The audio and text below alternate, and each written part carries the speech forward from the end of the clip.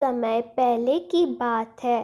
भारत के सुदूर दक्षिण में एक छोटा सा राज्य स्थित था। राजा द्वारा राज्य का संचालन शांतिपूर्ण रीति से किया जा रहा था। एक दिन अचानक उसे खबर मिली कि एक बड़े राज्य की सेना की एक बड़ी टुकड़ी उसके राज्य पर आक्रमण के लिए आगे बढ़ रही है। वह घबरा गया क्योंकि उसके पास उतना सैन्य बल नहीं था जो उतनी बड़ी सेना का सामना कर सके। उसने मंत्राना हेतु सेनापति को बुलवाया। सेनापति ने पहले ही हाथ खड़े कर दिया। वह बोला, महाराज, इस युद्ध में हमारी हार निश्चित है। इतनी बड़ी सेना का सामने हमारी सेना टिक नहीं पाएगी, इसलिए इस युद्ध को लड़ने का कोई औचित्य नहीं है। हमें अपने सैनिकों को प्राण गंवाने के बजाय पहले ही हार स्वीकार कर लेनी चाहिए। सेनापति की बात सुनकर राजा बहुत निराश हुए। उसकी चिंता और बढ़ गई। वह समझ नहीं पा रहा था कि क्यों करे और क्या ना करे। अपनी चिंता से छुटकारा पाने के लिए वह राज्य के संत के पास गया। संत को अब उसने पूरी स्थिति से अवगत कराया और बताया कि सेनापति ने तो युद्ध के पहले ही हाथ खींच लिया है।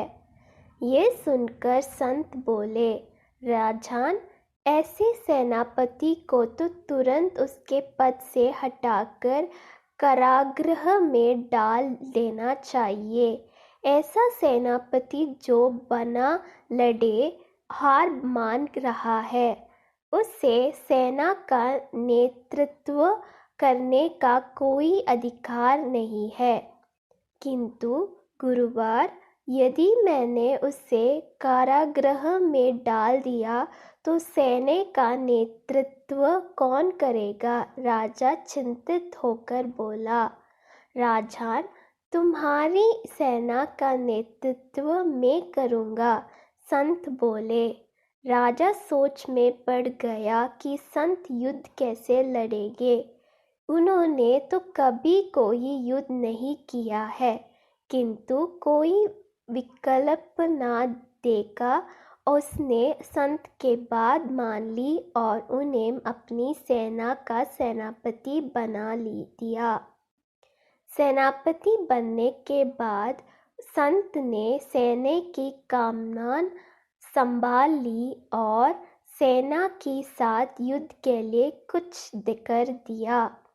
रास्ते में एक मंदिर पड़ा।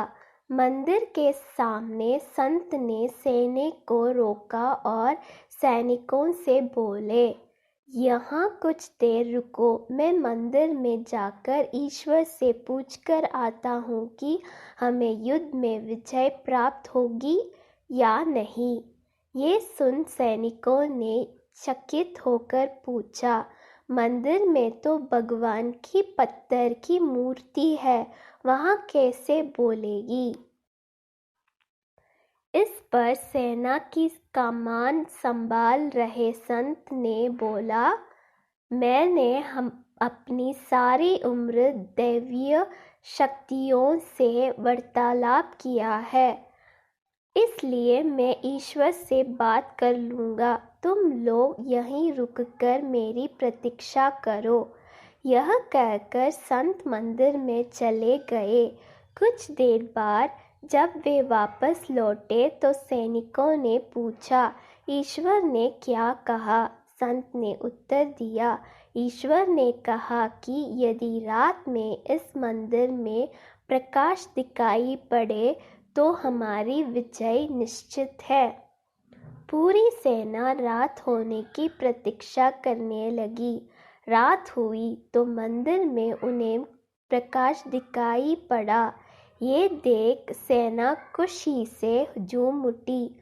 उन्हें विश्वास हो गई कि अब वे युद्ध जीत लेंगे। उनका मनोबल बढ़ गया और वे जीत के मसूबे से युद्ध के मैदान में पहुंचे। युद्ध 21 दिन चला। सैनिक जी जान से लड़े। फलस्वरूप उनकी विजय हुई। विजय सेना के वापस आते समय फिर वही मंदिर पड़ा। तब सैनिकों ने संत से कहा कि ईश्वर के कारण हमारी विजय हुई है, आप जाकर उन्हें धन्यवाद दे आए। संत ने उत्तर दिया, इसकी कोई आवश्यकता नहीं है।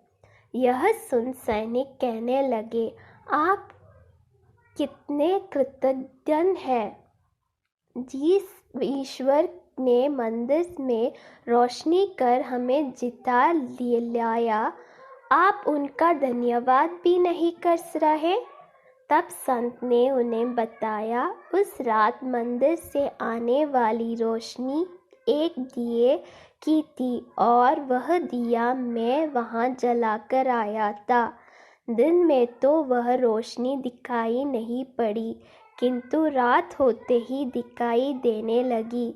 दिए की रोशनी दिखाकर तुम सबने मेरी बात पर विश्वास कर लिया कि युद्ध में विजय हमारी होगी। इस तरह तुम सबका मनोबल बढ़ गया और तुम जीत के विश्वास के साथ युद्ध के मैदान में गए और असंभव लगने वाली विजय तुमने प्राप्त की। सीख, युद्ध खुद पर विश्वास रखें और परिश्रम करते रहे, विश्वास की विजय होगी। हमारी सोच ही आगे चलकर वास्तविकता का रूप लेती है, इसलिए अपनी सोच पर ध्यान दें। सदा सकारात्मक सोचें ताकि सकारात्मक परिणाम मिले।